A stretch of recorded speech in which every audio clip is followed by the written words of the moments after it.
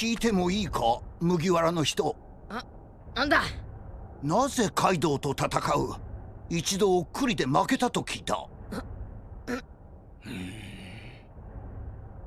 邪魔だな。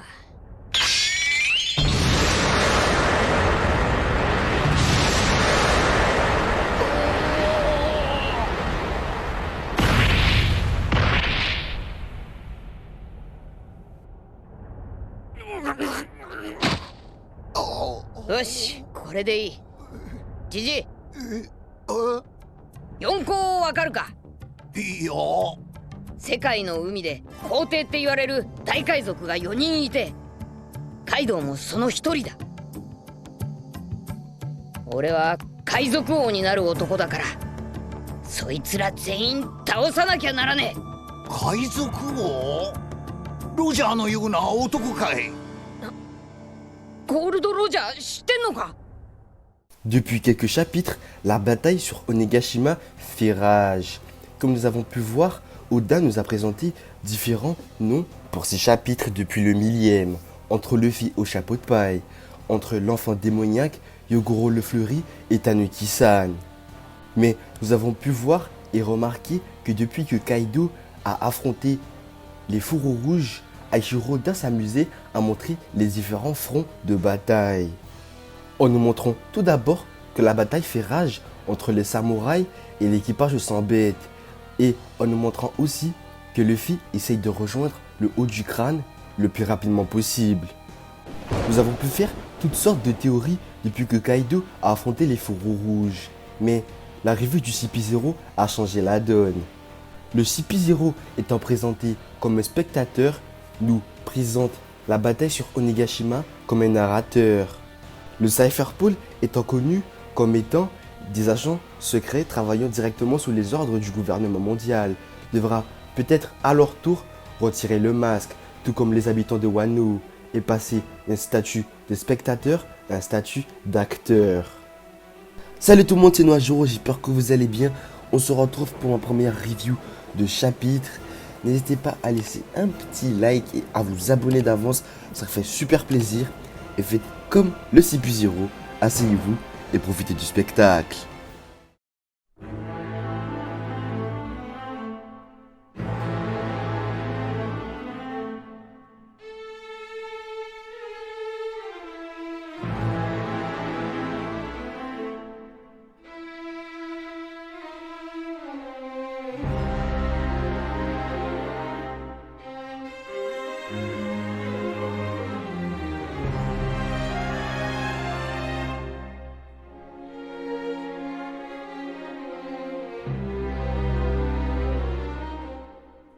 Le chapitre précédent qui montrait en lumière Yogoro le fleuri montrera un chapitre plus tard celui de Chopper.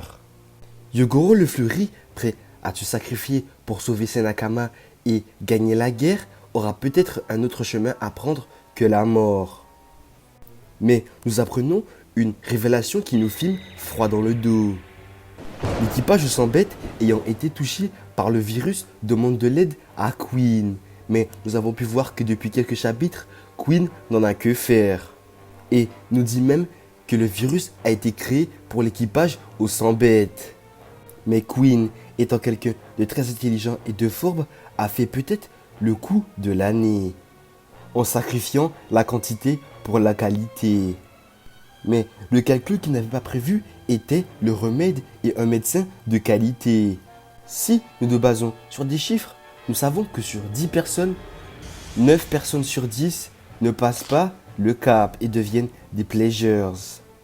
Pleasures ayant été montrés comme des personnes ayant mangé un fruit du démon artificiel et ayant reçu aucun pouvoir. Mais Queen, ayant sacrifié la quantité pour la qualité, devra diviser son équipage par 9, ce qui nous fait pas un très grand nombre.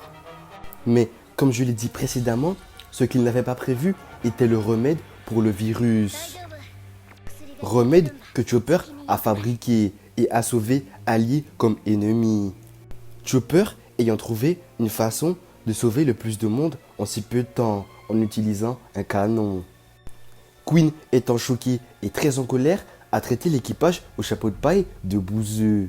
Queen n'a peut-être simplement pas l'habitude de voir une bataille aussi serrée contre son équipage, d'où l'utilisation d'un virus. Sauf que ce qu'il aurait dû faire et prévoir, c'est que peut-être que l'équipage adverse aurait eu un bon scientifique ou un bon médecin. 俺が万能薬になるんだ。何でも治せる医者になるんだ。国だって治せる医者になるんだ。何がそんなことだ。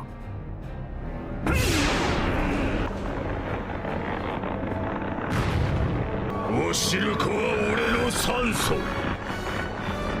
俺の命なんだ。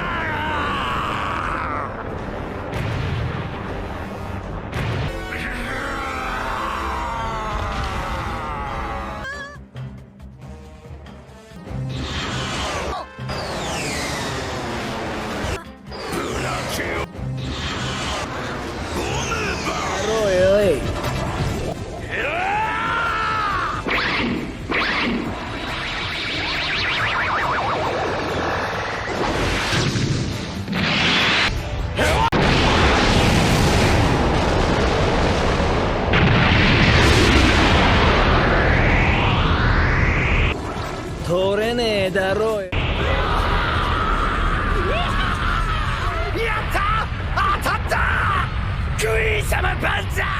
大丈夫。薬が効いてるんだ。じきに良くなる。ダンブル。いきなりモンスターポイント。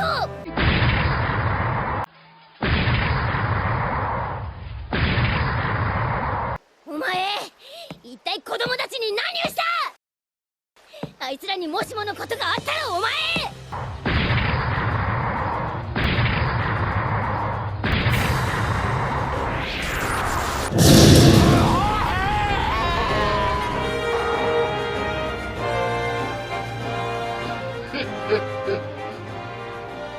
Après plus de 15 pages d'écriture du chapitre 1007 nous montrant la tension entre l'équipage au sang bête, le sacrifice de Yogoro le Fleury et un cours de SVT, nous montre enfin un revirement de situation en nous montrant que Chopper n'est pas un simple tanuki, montré depuis plus de 900 chapitres, mais que c'est aussi un renne qui peut faire saigner une calamité. Aishiro Oda étant très fort pour montrer des discussions intéressantes et des discussions très intrigantes, nous montre enfin le CP0. Le CP0 qui mentionne Kaido en disant qu'il a été capturé il y a longtemps, sûrement une exécution qui a dû avoir lieu. Mais nous savons tous que Kaido est inexécutable. D'après les dires du CP0, Vegapunk aurait extrait le facteur de lignée de Kaido et aurait fabriqué un fruit du démon artificiel. Nous savons qui possède ce fruit du démon artificiel et nous savons que c'est Momonosuke. D'après le CP0, le gouvernement mondial aurait demandé à récupérer le fruit du démon artificiel. Mais Vegapunk a dû dire que ce fruit était un échec et n'était pas satisfait. Nous savons que Vegapunk est quelqu'un de très intelligent qui a 200 ans d'avance sur l'humanité et nous pensons que si son échec était de 0,03%, la réussite serait de 99,7%. Donc en globalité, c'est une réussite. Le Cypherpool, plutôt convaincu et confiant que le fruit ait disparu sous Punk Hazard, se rassure en se disant qu'ils sont contents que ce fruit était un échec. Nous avons pu voir à la fin du chapitre 1004 une silhouette ressemblant à celle d'Iori, de Toki Kozuki ou celle d'Ener. Et nous avons pu voir dans ce chapitre Oden Kozuki. Mais je pense que cette théorie est à oublier et que sous cette silhouette, nous pensons que c'est un clone d'encre et donc contrôlé par Kanjuro. Kanjuro, ayant trop honte d'avoir vendu la mèche à Orochi, voudra peut-être aider les Fauros rouges en utilisant Oden Kozuki et des clones d'encre. Ou peut-être qu'au contraire, il voudrait les terminer. Mais si c'est la deuxième possibilité, pourquoi avoir utilisé Toki Kozuki pour soigner les Fauros rouges? Donc peut-être une autre théorie se cache derrière les agissements de Kanjuro et nous le saurons peut-être dans le prochain chapitre. Sur ce, j'espère que cette review vous aura plu et vous aura conforté dans l'idée que la bataille de Nigashima ne fait que commencer. Sur ce, n'hésitez pas à laisser un pouce bleu et à mettre un commentaire, ça m'aiderait beaucoup et je vous dis Janet.